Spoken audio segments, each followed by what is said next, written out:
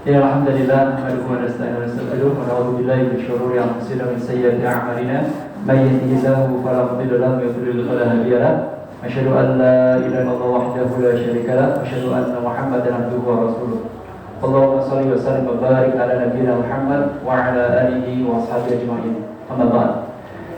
Bapak Ibu jamaah Muslimin Ibrahim yang dimuliakan Allah. Alhamdulillah pada kesempatan malam hari ini kita diberikan Allah Taala kesehatan, diberikan Allah taufik sehingga kita bisa melangkahkan kaki kita dari rumah menuju ke rumah Allah yang mulia ini. Mudah-mudahan setiap langkah kita dicatat Allah Taala sebagai peninggi derajat kita di akhirat dan juga penghapus dosa-dosa kita. Amin ya rabbal alamin. Sahabat dan salam semoga senantiasa Allah limpahkan kepada Nabi yang kita imani, Nabi yang kita cintai, Nabi yang senantiasa kita ikuti sunnahnya dan kita harapkan syafaatnya, Nabi kita Nabi Muhammad SAW. Salam juga semoga Allah tambahkan kepada keluarga beliau, para sahabat yang mulia, para tabi'in dan kepada kita semua umatnya. Amin ya rabbal alamin. Bapak Ibu jemaah sekalian, malam ini kita akan membahas lanjutan dari bab pertama dari kitab Riyadhus Shalihin, yaitu babul ikhlasi wa ihdhar niyyati fi jamil aqwali wal af'ali dhahiratan wa batinatan. Bab tentang ikhlas dan menghadirkan niat dalam setiap amal dan dalam setiap ucapan yang nampak maupun yang tersembunyi. Ini adalah bagian keempat, insyaallah bagian terakhir. Pekan depan kita akan lanjutkan bab kedua, itu bab tentang taubat. Dalam kesempatan malam ini di sesi keempat dari bab pertama kita Riyadhus Shalihin ini, kita akan membahas dua hadis dari kitab Riyadhus Shalihin. Yang pertama adalah hadis yang keempat, kemudian nanti kita sambung dengan hadis yang ke-11. Sebagaimana yang pernah saya sampaikan, memang tidak kita ambil semua hadisnya karena terlalu banyak. Jadi kalian sudah terwakili, kita anggap sudah cukup gitu ya. Baik. Bismillahirrahmanirrahim. Hadis yang keempat. An Abi Abdullah Jabir bin Abdullah Al-Ansari radhiyallahu anhuma qala kunna ma'an Nabi sallallahu alaihi wasallam fi ghazatin faqala inna bil madinati la rijalan ma sirtum masiran wa la qata'tum wadiyan illa kanu ma'akum habasahumul marad wa fi riwayatin illa syarafukum fil ajr rawahu Muslim. Dari Abu Abdullah yaitu Jabir bin Abdullah Al-Ansari radhiyallahu anhu, beliau berkata, kita pernah berada beserta Nabi SAW dalam suatu peperangan, yaitu perang Tabuk. Kemudian beliau bersabda. Di hadis ini itu disampaikan Nabi SAW dalam perjalanan menuju perang Tabuk. Kata Rasulullah SAW, sesungguhnya di Madinah terdapat beberapa orang yang mereka tidak ikut melakukan perjalanan dan tidak pula ikut menyeberangi lembah seperti kalian, tetapi mereka bersama kalian dalam pahala. Habasahumul marad, mereka terhalang oleh sakit. Dalam satu riwayat dijelaskan, melainkan mereka yang tertinggal itu berserikat denganmu dalam hal pahala. Hadis riwayat Muslim. Di dalam hadis keempat ini, hadis yang berasal dari sahabat Nabi yang mulia Jabir bin Abdullah. Jabir bin Abdullah bercerita bahwa suatu hari atau suatu ketika kami sedang berada dalam perjalanan perang Tabuk. Perang Tabuk ini adalah perang tahun 9 Hijriah, perang besar yang terakhir diikuti Nabi SAW sebelum Rasul wafat. Jadi kira-kira usia Rasul itu sudah 62 tahun. Jadi tahun 9 Hijriah, Rasul kan wafat sekitar tahun 10 Hijriah. Berarti kira-kira setahun sebelum Rasul wafat itu beliau masih ikut dan memimpin peperangan yang disebut dengan perang Tabuk.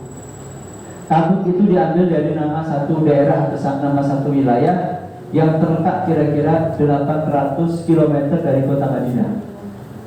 Jadi sangat jauh sekali. 800 kilo dari kota Madinah. Itu perang Tabuk. Perangnya antara kaum muslimin melawan tentara Romawi. Romawi di zaman itu ibaratnya Amerika sekarang, di negara adik kuasa. Jadi di awal Nabi SAW berdakwah itu ada dua kekuatan besar yang mendominasi atau menguasai dunia. Pertama adalah Persia, Persia itu kalau sekarang itu Iran. Persia itu dulu mereka adalah orang-orang yang menyembah api. Kemudian yang kedua adalah Romawi. Romawi ini Nasrani, Kristen. Dua negara ini yang dulu menguasai dunia ketika Rasul SAW memulai dakwahnya. Jadi Persia dan Romawi. Nah, perang Tabuk ini adalah perang antara kaum muslimin melawan tentara Romawi. Karena Nabi mendengar kabar tentara Romawi akan menyerang Madinah, maka Rasulullah SAW tidak menunggu mereka datang ke Madinah, tapi Rasulullah dan kaum muslimin yang keluar dari Madinah menyongsong pasukan Romawi. Berangkatlah beliau dan pasukan Islam ke wilayah yang disebut dengan Tabuk. Makanya dalam sejarah perangnya disebut dengan perang Tabuk karena wilayahnya terjadi di wilayah Tabuk yang jaraknya kira-kira 800 km dari kota Madinah. Usia Nabi ketika itu sudah sekitar 62 tahun. Jadi kalau orang kerja sudah pensiun Pak ya. Itu Rasul masih mimpin peperangan yang tidak ringan. Ini perang yang termasuk perang paling berat. Karenanya dalam sejarah itu disebut dengan istilah perang Jaisul Usra. Jaisul Usra itu perang di mana pasukan Islam itu sedang dalam kesulitan. Usra itu artinya kesulitan. Inna ma'al musri yusra. Kenapa disebut peperangan Jaisul Usra atau perang yang pasukan Islam itu sedang kesulitan? Karena pertama wilayahnya jauh sekali. Yang kedua ketika itu musim panas luar biasa, harus melewati padang pasir yang begitu luas. Yang ketiga, kaum muslimin sedang mengalami kesulitan ekonomi, sehingga berat sekali peperangannya. Jaraknya jauh, 800 kilo. Kira-kira mana? Tangerang, Jakarta Bali, Surabaya lebih ya? Jakarta Banyuwangi, betul. Jakarta Banyuwangi. Zaman itu kendaraan paling keren kuda. Kalau paling keren, paling kuat naik kuda atau unta. Rasul usia sudah 62 tahun, usia pensiun, itu masih memimpin peperangan. Memimpin peperangan yang tidak ringan, peperangan yang sangat berat sekali, melawan pasukan adidaya Romawi. Nah, di tengah perjalanan ini Rasulullah SAW menyampaikan hadis ini. Kata Nabi SAW, Inna bil madinati la rijalan masirtum masiran wala qata'tum wadiyan illa kan ma'akum habasahul marad. Sesungguhnya di kota Madinah, jadi tempat kaum muslimin berpusat, kan Rasul keluar dari Madinah. Di tengah jalan Rasul bilang, sesungguhnya di kota Madinah terdapat beberapa orang laki-laki, para sahabat yang masirtum masiran. Mereka tidak ikut melakukan perjalanan seperti kalian ini. Kelelahan, kepanasan, kehausan, dan seterusnya. Masir itu masir. Mereka tidak ikut melakukan perjalanan seperti yang kalian lakukan sekarang ini. Wala qata'tum wadiyan, dan mereka juga tidak ikut menuruni lembah. Berarti perjalanannya itu kadang harus menembus padang pasir yang sangat luas dan panas, terkadang harus menuruni lembah, naik bukit, segala macam. Ya, mereka tidak ikut melakukan perjalanan panjang seperti kalian sekarang ini, tidak ikut menuruni lembah dan naik bukitan, illa kanu ma'akum, tetapi mereka mendapatkan pahala seperti kalian. Mereka di Madinah nggak ikut perjalanan seperti kalian, tapi mereka mendapatkan pahala seperti kalian. Kata Nabi SAW. Kok bisa? Rasul menjelaskan alasannya. Habasahul marad, karena mereka terhalang oleh sakit. Terhalang oleh sakit. Jadi orang yang karena udzur syar'i, jadi dari hadis ini dapat kita ambil satu pelajaran penting, bahwasanya orang yang terkena udzur syar'i atau terhalang udzur syar'i, udzur atau penghalang yang dibenarkan oleh agama, seperti sakit, lupa, dan lain sebagainya. Nah, sehingga dia tidak bisa melakukan ibadah, maka berdasarkan hadis ini orang itu tetap mendapatkan pahala seperti yang melaksanakan sebagai orang normal. Jadi kayak ini di Madinah terdapat kaum muslimin yang tidak ikut berangkat perang Tabuk, tapi mereka mendapatkan pahala sebagaimana para mujahidin yang ikut berangkat. Kenapa kok bisa dapat pahala sama? Karena mereka tidak berangkat bukan karena kemalasan, bukan karena takut mati, tapi mereka tidak berangkat karena terhalang oleh sakit yang tidak memungkinkan mereka ikut berangkat. Kalau mereka ikut berangkat, malah merepotin yang lain, maka mereka tidak berangkat karena sakit, tapi karena niat mereka sungguh-sungguh. Sebenarnya mereka punya keinginan untuk berangkat, cuma karena terhalang oleh sakit mereka jadi tidak berangkat. Maka meskipun mereka tidak berangkat, tetap mendapatkan pahala. Ini merupakan fadl atau karunia Allah SWT kepada hamba-Nya. Dan ini berlaku untuk umum. Hadisnya memang terkait dengan perang, tetapi ini berkaitan untuk umum. Artinya kita jika memiliki niat yang tulus ingin melaksanakan satu ibadah, tetapi karena alasan tertentu kita tidak bisa melaksanakan udzur syar'i, maka kita tetap mendapatkan pahala. Contohnya misalkan begini, kita malam ini punya niatan nanti mau bangun malam lah, mau sholat tahajud gitu. Beneran niatnya, tetapi ternyata kita bangunnya pas adzan, waktu tahajud habis. Maka ketidurannya kita atau kesiangannya kita baru bangun pas adzan, itu adalah udzur syar'i. Karena tidur itu adalah bagian dari udzur yang dibenarkan agama. Maka meskipun kita bangunnya pas subuh gak jadi sholat tahajud, kita tetap mendapatkan pahala. Contoh yang lain, misalkan Sewu, Pak Haji Sudianto misalkan, sampai sekarang beliau belum sehat. Kita doakan mudah-mudahan segera sehat. Tetapi karena kesehariannya beliau menjaga sholat berjamaah misalnya, maka berdasarkan hadis ini insya Allah beliau tetap mendapatkan pahala sholat berjamaah.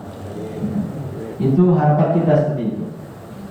Dan ini berlaku untuk kita juga. Kita yang hari-hari yang jaga sholat berjamaah rutin, seandainya suatu hari kita sakit, sehari dua hari, sepekan dua pekan, tentu kita tidak berharap lama-lama gitu ya. Maka meskipun kita sepekan tidak ikut berjamaah 5 waktu, dari mulai subuh sampai isya kita tidak ikut jamaah, tapi karena ketidakhadiran kita jamaah itu karena sakit, kita meskipun sholat di rumah sendirian, atau hatta kita terbaring di rumah sakit, sholat sendirian sambil tiduran, tetap mendapatkan pahala sholat jamaah 27 derajat. Padahal kita sholat sendirian sambil berbaring. Itu merupakan fadl atau karunia Allah SWT. Sebagaimana kata Nabi dalam hadis ini, banyak sahabat ketika itu tidak ikut perang Tabuk, tetapi mereka mendapatkan pahala sebagaimana kaum muslimin yang ikut berangkat menempuh perjalanan 800 km, kepanasan, kehausan, kelelahan, dan lain sebagainya. Baik. Nah, hadis ini jemaah sekalian, hadis yang keempat tadi itu sejalan atau semakna dengan hadis Nabi yang lainnya yang diriwayatkan oleh Imam Al-Bukhari dari Abu Musa Al-Asy'ari. An Abi Musa Al-Asy'ari radhiyallahu anhu qala Rasulullah alaihi wasallam, "Idza marida al-'abdu aw safara kutiba lahu mislu ma kana ya'malu muqiman sahihan." Jika seorang hamba sakit, idza marida al-'abdu, jika seorang hamba sakit, aw safara, atau sedang bepergian jauh ya. Safar, musafir atau safar itu artinya bepergian jauh yang jaraknya dibolehkan untuk melakukan qasar sholat. Jadi kalau misalkan sekedar pergi ke Jayan itu nggak disebut safar, disebut pergi gitu. Dalam bahasa Arabnya disebut dahaba. Misalkan dahabtu ila Jayan, itu saya pergi ke Jayan. Tapi kalau ke Jawa, misalkan pulang kampung, safartu ila Kudus, nah itu safar. Karena jaraknya telah mencapai 87 km yang memungkinkan orang untuk melaksanakan qasar. Nah, karena Nabi dalam hadis yang mulia ini, jika seorang hamba sakit atau melakukan safar, bepergian jauh, ditulis baginya pahala seperti ketika dia beramal sebagai orang mukim dan dalam keadaan sehat. Orang mukim itu artinya tidak sedang safar. Jadi misalnya contoh yang lain, yang biasa puasa sunnah, misalnya ada ya Bapak Ibu sekalian, misalkan biasa puasa Senin Kamis atau 3 hari setiap bulan. Karena pulang kampung nggak puasa. Pulang kampung atau safar, dalam perjalanan safar pulang kampung itu adalah udzur syar'i, penghalang yang dibenarkan oleh agama. Maka dalam kondisi pulang kampung kita tidak puasa sunnah, insya Allah kita tetap mendapatkan pahala puasa sunnah itu. Karena safar itu bagian dari udzur atau alasan yang dibolehkan untuk mendapatkan rukhsah atau keringanan. Nah, ini lagi-lagi adalah karunia atau fadl Allah SWT kepada kita semuanya. Karenanya igtanim sihata igtanimil farad. Manfaatkanlah kesehatan sebaik-baiknya, manfaatkanlah al-farad waktu luang. I'mal shalihan hatta idza syaghalta anhu maradin aw ghairihi katabalaka kamilan. Jadi manfaatkanlah kesehatanmu dengan baik untuk beramal soleh. Manfaatkan kesempatan yang ada, waktu mumpung masih ada, untuk beramal soleh, sehingga jika suatu hari engkau terhalang karena sakit atau udzur yang lain, Allah tetap mencatat untuk engkau pahala sempurna. Walihada qala Ibnu Umar, karenanya Ibnu Umar radhiyallahu seorang sahabat Nabi mengatakan, khudh min sihatika li maradika wa min hayatika li mautik. Gunakanlah kesehatanmu untuk persiapan sakitmu, dan gunakanlah kehidupanmu untuk bekal kematianmu. Bahkan sebagai ulama tafsir ketika menafsirkan surat At-Tin, wat-tini waz-zaituni wa turi sinina wa hadzal baladil amin, laqad khalaqnal insana fi ahsani taqwim tsumma radadnahu asfala safilin ila alladziina aamanu wa 'amilus shalihati falahum ajrun ghairu mamnun. Jadi inna khalaqnal insana fi ahsani taqwim, sesungguhnya kami Allah telah menciptakan manusia fi ahsani taqwim, dalam wujud atau dalam rupa yang paling baik. Sebagian mufassir itu ketika menjelaskan fi ahsani taqwim itu adalah masa muda. Ada yang mengatakan, jadi tafsir ada beberapa. Yang dimaksud fi ahsani taqwim, sesungguhnya kami Allah telah menciptakan manusia fi ahsani taqwim, dalam bentuk yang paling sempurna atau bentuk yang paling baik. Itu ada yang mengatakan bentuk manusia itu adalah bentuk yang paling baik dibandingkan makhluk Allah yang lain, hewan, tumbuhan, maka manusia adalah yang paling baik. Tapi ada juga menafsirkan fi ahsani taqwim itu adalah masa muda. Karena masa muda itu adalah masa di mana orang mencapai puncak kesempurnaannya, dan tanda kutip. Secara fisik juga mencapai puncak kekuatan fisiknya, secara akal juga mencapai puncak kematangannya, secara psikologis atau kejiwaan juga mencapai puncak kematangannya. Itu fi ahsani taqwim. Jadi bentuk atau rupa yang paling sempurna itu adalah masa muda. Kemudian summa radadnahu asfala safilin. Kemudian kami kembalikan dia ke level yang terendah. Yang dimaksud radad asfala safilin itu sebagai ulama mengatakan adalah masa tua. Ketika masa muda itu kan top-topnya. Karenanya dalam hadis tentang penduduk surga, orang ketika nanti masuk surga itu usianya kan sekitar 30-an tahun. Karena itu adalah masa keemasan seorang manusia. Nah, ketika usia semakin tambah, maka stamina semakin menurun dalam segala hal. Secara fisik mulai menurun, daya ingat mulai menurun, semuanya menurun. Yang agak meningkat adalah wisdom atau kebijaksanaannya. Biasanya orang semakin tua tambah bijaksana. Tapi kalau semakin sepuh juga mulai kekanak-kanakan. Itu mana asfala safilin, ke level yang paling rendah.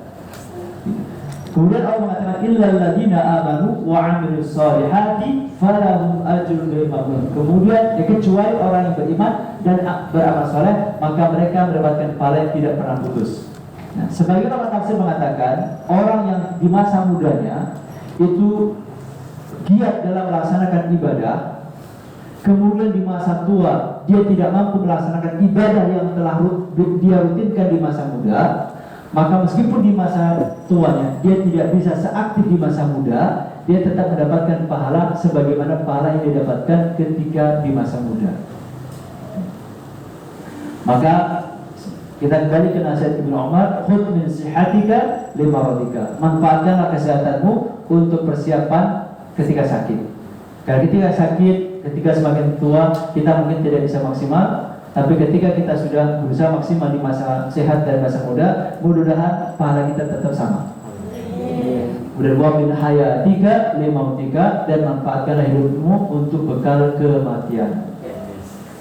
Baik, itu hadis yang keempat. Kemudian hadis yang kedua. Jadi cukup dua hadis saja. Hadis yang kedua, hadis dari Ibnu Abbas radhiyallahu anhu. An Ibnu Abbas radhiyallahu anhu, an Rasulullah sallallahu alaihi wasallam fi ma yarbihi an rabbih tabaraka ta'ala qala inna Allaha katabal hasanati was sayyi'at thumma bayyana dhalika faman hamma bi hasanatin falam ya'malha katabahu Allahu 'indahu hasanatan kamilah wa in hamma biha fa'amilaha katabahu Allahu 'azza wa jalla 'indahu 10 hasanatin ila 700 dhi'fin ila adha'afin katsirah wa in hamma bi sayyi'atin falam ya'malha katabahu Allah 'indahu hasanatan kamilah wa in hamma biha fa'amilaha katabahu Allah sayyi'atan wahidah. Rawahu Bukhari wa Muslim fi sahihihima bi hadhihi al-huruf. Dari Ibnu Abbas radhiyallahu anhu, dari Nabi SAW tentang hadis yang beliau riwayatkan dari Rabbnya, dari Allah SWT Azza wa Jalla. Di hadis ini disampaikan oleh Ibnu Abbas. Ibnu Abbas itu sepupu Nabi, putra dari paman Nabi yang bernama Al-Abbas bin Abdul Muttalib. Ibnu Abbas ini salah seorang ahli tafsir di kalangan sahabat. Usianya masih muda tapi ilmunya luar biasa. Di antaranya karena barokah doa Nabi ketika Ibnu Abbas masih kecil. Ketika Ibnu Abbas masih kecil, didoakan Nabi SAW, Allahumma faqihu fid dini wa 'allimhu ta'wil. Ya Allah, jadikanlah anak ini kelak menjadi orang yang faqih, orang yang paham agama, wa'alimhu ta'wil, dan ajarkan kepadanya ta'wil. Jadi maksud ta'wil itu bukan ta'wil mimpi ya. Tapi ta'wil itu tafsir. Karena dulu ilmu tafsir itu disebut dengan ilmu ta'wil. Tapi kalau sekarang kalau disebut ta'wil mimpi gitu ya. Tapi maksud ta'wil dalam doa Nabi itu adalah tafsir. Maka meskipun Ibnu Abbas ketika itu usia masih muda, tapi ilmunya setara dengan mereka yang lebih tua. Hadisnya diceritakan Ibnu Abbas dan Antuma dari Nabi SAW tentang hadis yang diriwayatkan dari Rabbnya, dari Allah Azza wa Jalla. Ini namanya hadis kursi. Nabi SAW bersabda, sesungguhnya Allah menulis kebaikan-kebaikan dan keburukan-keburukan, kemudian menjelaskannya. Inna Allah katabal hasanat wa sayyi'at tsumma bayyana dzalika. Sesungguhnya Allah telah menulis kebaikan-kebaikan dan keburukan-keburukan dan telah menjelaskannya. Jadi Allah telah menetapkan atau menulis kebaikan dan keburukan dan membuat rumusnya. Kira-kira bahasa terjemahnya bebasnya seperti itu. Bagaimana rumus tentang niat baik dan niat buruk? Kata Rasulullah SAW, barang siapa berniat atau bermaksud melakukan kebaikan, namun dia tidak jadi melakukannya, Allah tetap menuliskannya sebagai satu kebaikan sempurna di sisinya.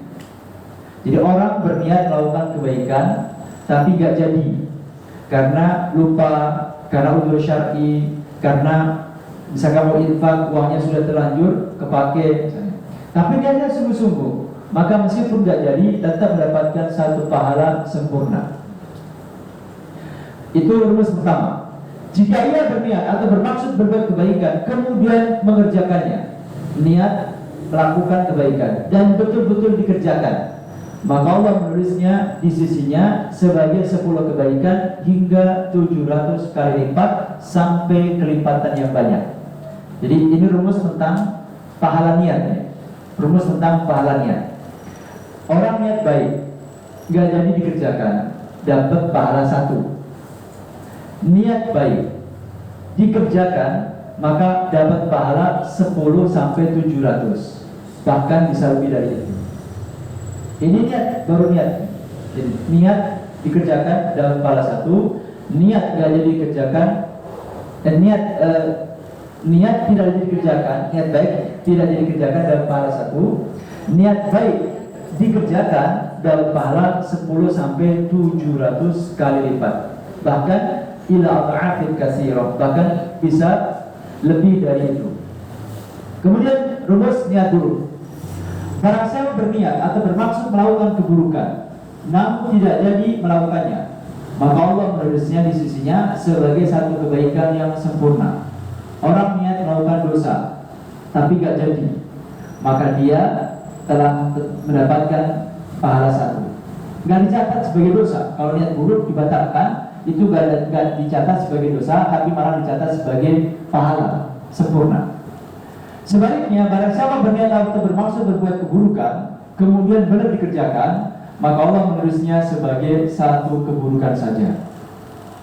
Jadi kalau niat buruk, orang niat buruk, niat dosa, nggak jadi dikerjakan, dibatalkan, dapat pahala 1. Niat buruk dikerjakan beneran, dicatat dosanya cuma 1. Kalau kebaikan tadi berapa? Kebaikan nggak jadi dikerjakan, berapa pahalanya? 1. Niat baik dikerjakan pahalanya 10 sampai 700 kali lipat. Bahkan ila a'afin katsira, bahkan bisa kelipatan yang banyak. Kalau dibikin tabel, kira-kira tabelnya seperti ini. Jadi jenis niat baik. Orang niat baik dilaksanakan atau tidak dilaksanakan? Tidak dilaksanakan, maka balasannya 1 kebaikan. Ini yang pertama, niat baik nggak jadi, ternyata dapat pahala 1. Kemudian kedua, niat baik dilaksanakan, ya, maka pahalanya 10 sampai 700 kebaikan lebih. Ya bisa 700, bisa lebih. Tergantung apa? Tergantung keikhlasan, juga tergantung kualitas dalam mengamalkan. Semakin ikhlas dan semakin baik dalam mengamalkan, pahalanya semakin besar. Tapi minimal 10. Minimal 10. Yang ketiga, niat buruk, niat dosa, dilaksanakan atau tidak? Tidak, nggak jadi, dibatalkan. Maka balasannya adalah 1 kebaikan.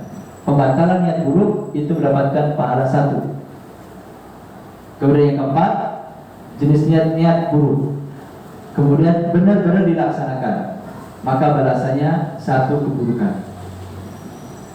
Ini pahalanya dan menunjukkan tentang kebaikan Allah Subhanahu wa taala. Nah, kemudian pertanyaannya adalah, yang dimaksud niat itu seperti apa? Apakah cuma sekedar saya mau tahajud, saya mau sedekah, apakah sekedar itu atau bagaimana? Kata Al-Imam Ibnu Rajab Al-Hambali dalam kitab Jami'ul Ulum wal Hikam, beliau mengatakan yang dimaksud waman hamma dalam hadis tadi, hamma yang saya terjemahkan dengan berniat atau bermaksud adalah bertekad kuat, bukan sekedar sebuah angan-angan yang mudah pudar atau hilang. Jadi yang dimaksud dengan hamma, faman hamma bi hasanatin falam ya'malha kataballahu biha hasanatan kamilah. Barang siapa berniat atau bermaksud melaksanakan keburukan, nggak jadi dilaksanakan, maka mendapatkan 1 kebaikan. Nah, yang dimaksud ham di situ, hamma, berniat itu adalah memiliki kemauan atau tekad kuat, bukan sekedar lintasan pikiran. Bukan seperti itu. Nah, itu pertama. Yang kedua, kembali ke tabel ini. Jadi orang yang berniat baik nggak jadi dilaksanakan dalam pahala 1. Itu kapan? Yaitu jika sebab tidak dilaksanakannya itu adalah udzur syar'i, bukan sengaja nggak dikerjakan. Jadi misalnya contoh tadi, misalkan bapak ibu berniat sekarang berniat untuk tahajud nanti malam. Nah, kalau bisa diniatkan dari sekarang, niatkan nanti mau tahajud, maka insya Allah kalau nggak jadi dikerjakan karena kesiangan dan pahala. Itu keutamaannya. Jadi, tapi kapan mendapatkan pahala itu? Jika tidak jadi dilaksanakannya, itu penyebabnya adalah udzur syar'i. Udzur itu penghalang. Penyebab nggak jadi dilaksanakannya adalah sesuatu yang dibenarkan syariat. Misalnya apa? Ketiduran, itu dibenarkan. Sakit, itu dibenarkan. Safar, itu udzur syar'i. Nah, itu tetap dapat pahala 1. Tapi kalau sengaja nggak jadi dikerjakan karena malas, nggak ada pahala. Jadi misalkan Bapak Ibu niat nanti mau tahajud, rasanya hati gersang, banyak masalah, kayak harus lebih takut sama Allah. Jam 3 bangun, ngitung jam. Subuh jam 4 5 menit, masih sejam lebih ya, kelamaan kayak tahajudnya. Nggak jadi misalkan, nggak jadi. Ntar aja deh, tidur lagi. Akhirnya tidur lagi. 12 pas ada baru bangun, gak ada pahala. Karena kita telah dengan sengaja membatalkan saat kita bangun tadi. Dan biasanya begitu. Kalau kita sudah bangun lalu kemudian merem lagi, malah bablas. Karena ketika kita bangun lalu merem lagi itu seperti tidur dari awal, jadi pulas beneran gitu. Nah kalau seperti itu kemungkinan ada pahala. Tapi kalau memang kita tidak bangun sama sekali dan bangun ketika mendengar azan, maka insya Allah tetap dapat pahala. Karena tidur itu adalah udzur yang dibenarkan. Itu satu. Jadi kapan tetap dapat pahala? Kalau udzurnya udzur syar'i. Yang pertama. Sebaliknya, kapan orang yang punya niatan melakukan dosa tetapi dibatalkan malah mendapatkan pahala itu kapan? Yaitu ketika pembatalannya itu didasarkan karena takwa. Didasarkan kenapa? Takwa. Misalnya begini, ada maling misalkan. Ada maling niat malam ini mau beraksi. Dari siang dia sudah persiapkan segala sesuatunya, sudah mengamati lokasi, sudah berbagi peran dan tugas. Misalkan bertiga, kamu nanti yang di motor ya, kamu yang mengamati keadaan, kamu yang masuk ke dalam rumah. Udah bagi tugas. Dari siang sudah persiapan segala macamnya. Malam jam 10 berangkat. Sampai lokasi katakanlah jam 12-an. Ternyata security atau satpam kompleknya nggak kayak biasanya jam 12 sudah mulai muap ngantuk gitu. Ini namanya catur misalnya. Sesekali muter keliling. Sampai jam 2 belum ada tanda-tanda mau tidur, malah ngopi. Apes ini. Nah, setelah dirembukin sama maling bertiga ini, 3 maling ini, kita kalau nekat maling-maling ini kemungkinan bisa ketangkep. Mati kita. Ya sudah, kita batalin saja deh malam ini, gak jadi maling. Kalau maksa maling, kemungkinan besar ketangkep. Akhirnya mereka gak jadi maling. Nah kalau kayak begini, meskipun mereka gak jadi maling, tetap dosa. Kenapa? Karena pembatalannya bukan atas dasar takwa, tetapi karena hilangnya kesempatan. Kalau kata Bang Nabi, kejahatan itu kan karena 2 hal ya. Waspadalah. Kejahatan karena pertama karena keinginan, yang kedua karena kesempatan. Nah, maling ini nggak jadi maling karena hilangnya kesempatan atau takut tangkap, maka dia tetap berdosa. Gitu. Tetapi kalau misalnya ada seorang maling sendirian mau beraksi, begitu sudah beraksi atau sudah sampai ke lokasi di komplek, satpamnya di pos satpam itu malah nyetel pengajian. Nyetel pengajian sedang membahas tentang kehidupan alam kubur misalnya. Orang kalau mati nanti disiksa di kubur ya bla bla bla bla. Dia sambil nunggu satpamnya tidur malah dengerin pengajian itu. Misalnya gitu ya. Akhirnya dia kebayang kalau saya nanti ditangkap, dikebukin mati, suruh khotimah saya. Siksa kubur. Dia akhirnya takut. Pulang gak jadi maling. Nah kalau kayak begini dapat pahala. Kalau yang pertama tadi gak ada pahala karena membatalkannya karena hilang kesempatan. Kalau yang kedua ada pahala karena pembatalnya atas dasar takwa, takut kepada Allah Subhanahu wa Ta'ala. Gitu ya. Itu perbedaannya. Nah, hal ini itu dikuatkan juga dengan hadis yang lain. Hadis yang diriwayatkan An-Nasa'i dengan dalil sahih, Rasul mengatakan, "Ma min imri'in takunu lahu salatun bilailin faghlabahu 'alaiha nawmun illa kataballahu lahu ajra salatihi wa kana nawmuhu sadaqatan 'alaihi." Kata Nabi SAW, tidaklah seseorang bertekad untuk bangun melaksanakan salat malam. Tidaklah seseorang bertekad untuk bangun melaksanakan salat malam, namun ia dikalahkan oleh tidurnya atau ngantuk banget gitu ya, sehingga dia tidak bisa bangun, melainkan Allah tetap mencatat pahala salat malam untuknya dan tidurnya dianggap sebagai sedekah Allah untuk dirinya.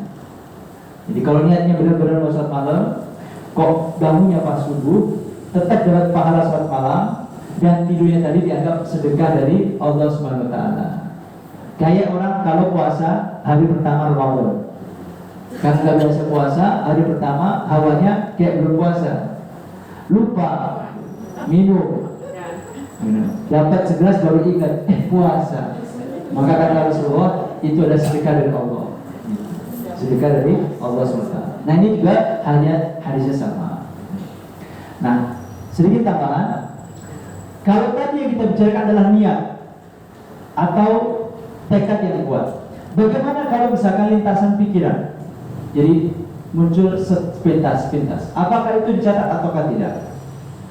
Ada satu pertanyaan. Jika Allah SWT mengetahui apa yang tersembunyi dalam hati seseorang, apakah setiap suara hati yang mengajak kepada kemungkaran akan dicatat sebagai kemaksiatan dan dosa ataukah tidak? Jadi kalau orang niat buruk itu kan kalau dilaksanakan dapat dosa. Kalau nggak jadi dilaksanakan, kalau pembatalannya karena takwa dapat pahala. Kalau pembatalannya bukan karena takwa, tetap dia berdosa. Nah kalau orang terlintas gitu, ada orang baru terlintas mau mabuk, baru terlintas gitu, kayaknya lagi pusing bagian minum kayak enak nih, misalkan bisa keringanin pikiran, misalnya nih, terlintas seperti itu. Nah seperti itu dosa apa tidak? Kata Nabi SAW dalam hadis sahih riwayat Muslim, innallaha tajawaza li ummati ma haddatsa bi anfusaha ma lam yatakallamu aw ya'malu bihi. Sesungguhnya Allah SWT memaafkan umatku dari bisikan jelek jiwanya selama ia belum mengatakan atau belum melakukan. Selama. Jadi sesungguhnya Allah SWT memaafkan umatku dari bisikan jelek jiwanya atau pikirannya selama ia belum mengatakan, belum diucapkan atau belum dilakukan. Jadi kalau baru masih di pikiran gitu, itu belum dosa. Tetapi bukan berarti kita biarkan, karena lintasan pikiran kalau dibiarkan maka dia akan menjelma menjadi kemauan. Awalnya cuma terlintas. Kalau nggak segera dihilangkan pikiran jahat itu, dia akan berubah jadi kemauan. Awalnya lintasan pikiran, kalau dibiarkan dia jadi apa? Kemauan. Kemauan harus segera dihentikan. Kalau tidak dihentikan, dia akan menjadi tekad.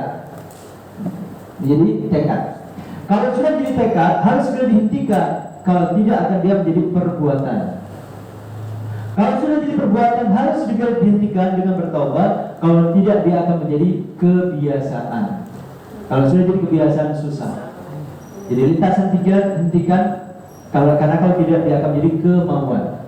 Kemauan kalau sudah muncul, segera hentikan. Kalau tidak, dia akan menjadi kemauan kuat atau tekad. Kalau sudah jadi tekad, hentikan sebelum dia menjadi perbuatan. Kalau sudah perbuatan, sudah terlanjur melakukan, hentikan sebelum dia menjadi kebiasaan. Jadi memang ketika baru lintasan pikiran tidak berdosa, tetapi kita harus segera menghentikan supaya tidak menjadi kemauan, menjadi tekad, menjadi perbuatan, dan menjadi kebiasaan. Allah SWT. Baik, Bapak sekalian, saya rasa itu yang dapat saya sampaikan pada kesempatan malam hari ini. Semoga bermanfaat untuk kita semuanya. Seperti biasa, sebelum saya